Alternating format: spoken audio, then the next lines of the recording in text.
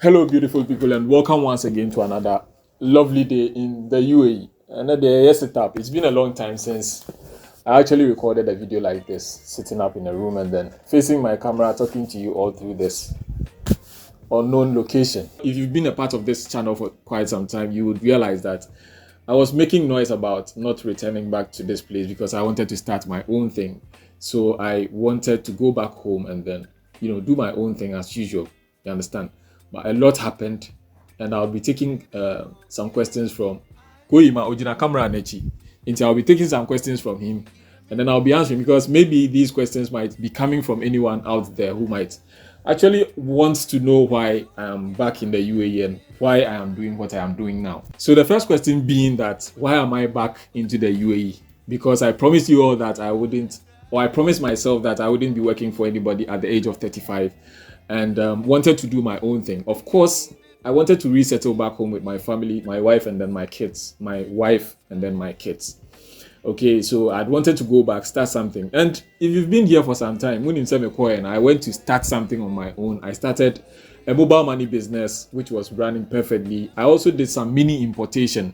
If you go back there to check on my previous videos, you would know that I started some mini importation business and so on. So now I call Akra or Ghana. It was doing okay. Okay, and I also added some petty businesses like car power steering motors and stuff like that. In fact, Ghana is very hard these days, and MMW are very tough. But if you are persistent enough and you have the goods to sell, trust me, you'd be bagging a lot of money at the end of each and every week. It is going to be a mistake comparing Ghana to UAE because back home,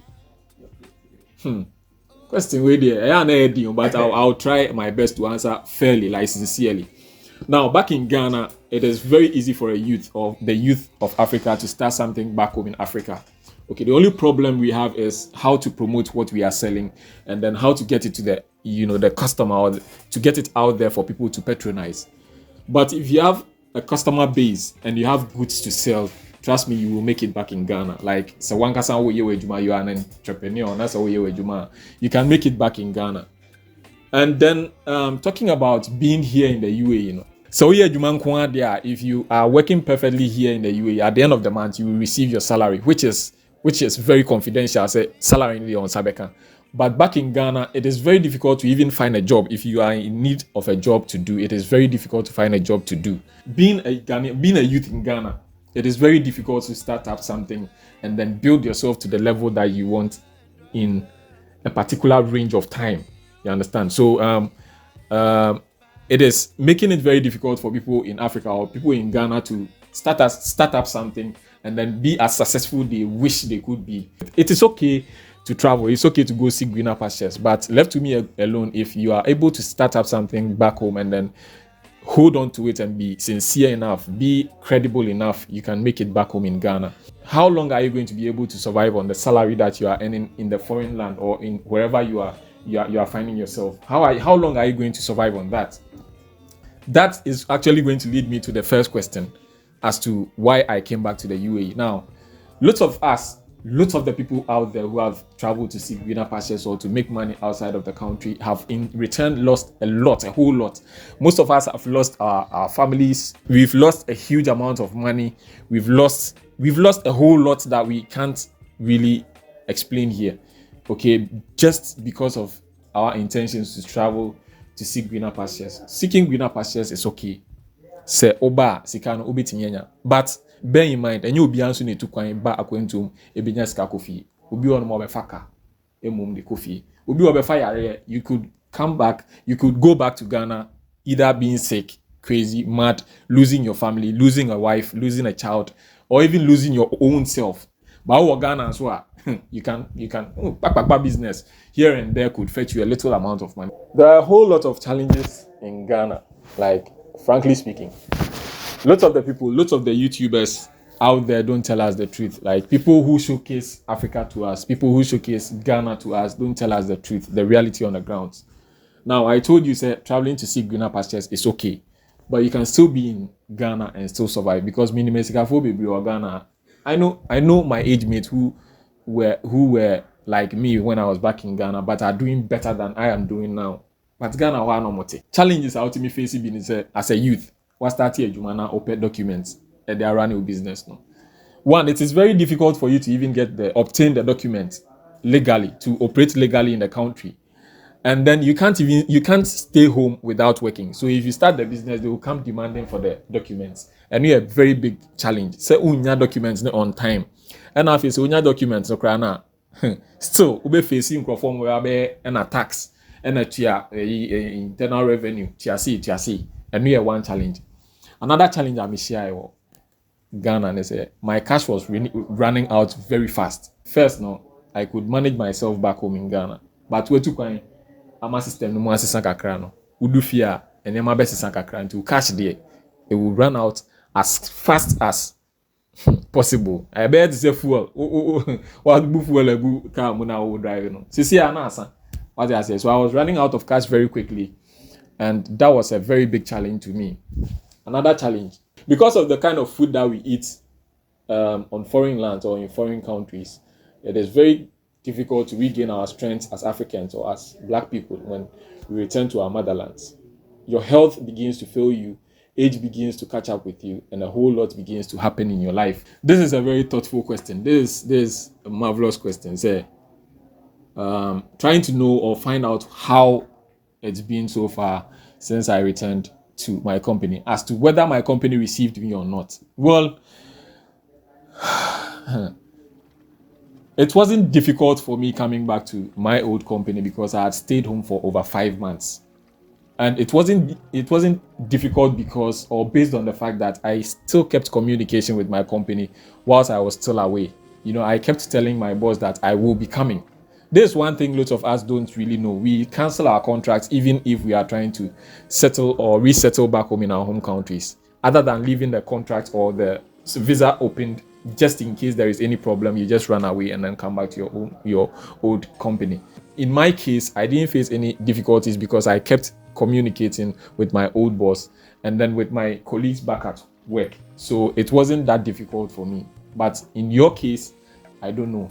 AB and what facing problems. But in actual sense, now, if you are living UAE, you should not live here for more than 6 months. After 6 months, your contract or your visa might be cancelled automatically by the system here, the system running here. So you should be back into the country before 6 months or before the 6 months deadline. I know we have some little problems in the company. Every company has its own problems.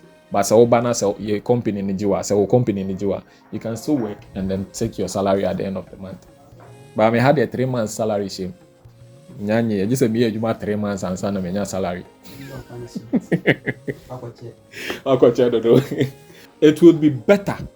Say ubi away to Kana, so to Okwa to Mubiano. At least once in a year. If you can't, if you don't have the means, at least once in a year, go back home. Treat yourself and then get your system running better, because we have a different system from those who were born and raised here, and then we also have a different way of life from those who were born and raised here. And it will be better for you to go back home once in a while and then come back to work. Now, if you are planning to go back home to Africa or go back home to Ghana, you need to plan very well. You need to get that kind of psych yourself to the point that you are not going back to the old system you left.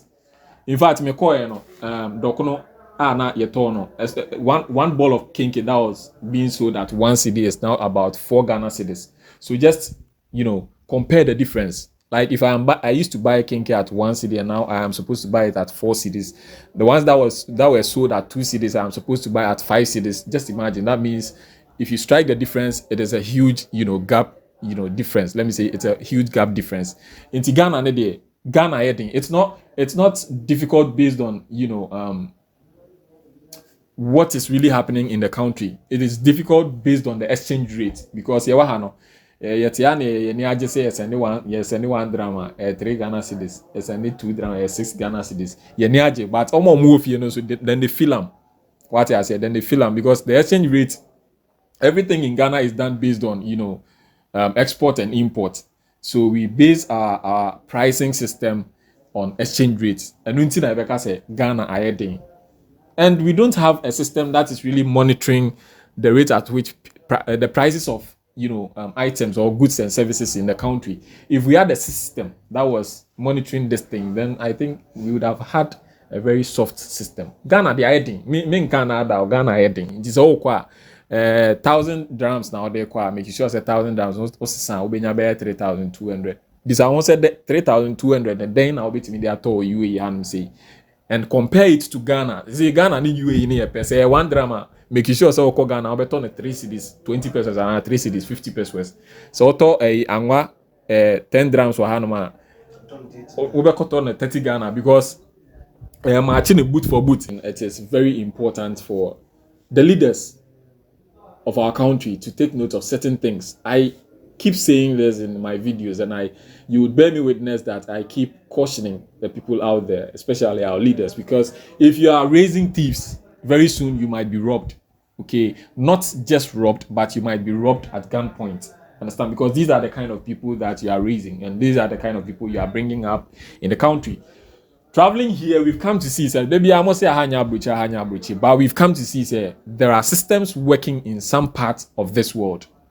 Okay, we've come to see systems and good leadership and governance.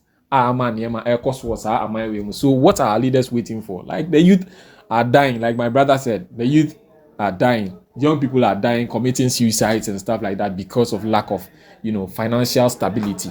Okay, so if the leaders can do something about it, yeah, so hopefully that should be a message. I've also asked myself this question, like, how come our leaders really do travel to outside countries? They travel overseas to go educate themselves. Some have houses abroad. Some even send their kids to go school abroad. They go for better healthcare outside of Ghana or Africa. They fly themselves and their kids to go seek better healthcare elsewhere. The question is, why can't you make our system? Why can't you make our own country a better place for us to live, like living, and then also enjoy these benefits? Because I realize all the raw materials or natural resources that are needed for these foreign countries to operate are all taken from here or taken from Africa. So if I have the natural resources and the industrial, hubs are making huge amounts of money, why can't the natural resource hub also make similar amounts of money? The youth is rising. The people are actually asking questions. The young ones are asking questions. And it is very important we also take note that we are in a digital world now. We are in a social world now.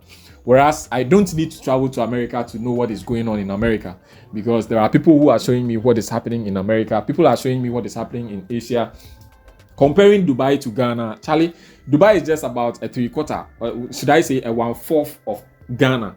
See, Dubai is, no, not Dubai, UAE in general. The country UAE is actually a portion, just one portion out of 3 of Ghana. So how come this country is surviving? They are thriving on tourism, especially. They are making money. They are making their people enjoy here. They don't even focus on the oil that they have. The only thing UAE or the Arab countries can boast of is tourism and then oil. Okay, so what happened to us? What happened to we, those who have all the natural resources? I even learned that these days we have lithium in Ghana. So what is really happening? Why or how come we are not being able to enjoy the fruits of our, of our motherland?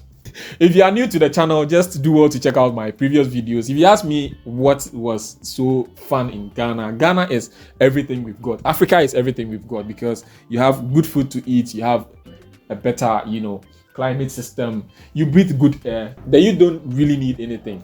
All we want is a job, a sustainable job that is going to be able to help us feed our families and then, feed our own selves. My name is Kofi Techi. If this is your first time joining us on this channel, do well to hit on that subscribe button, be a part of the family. Like the video if you do like my videos. Check out my subsequent videos and then like them. Share for family and friends to have a feel of what we are doing here. And also do leave me a comment. Until we meet again, stay safe and stay out of trouble. See you on the next one.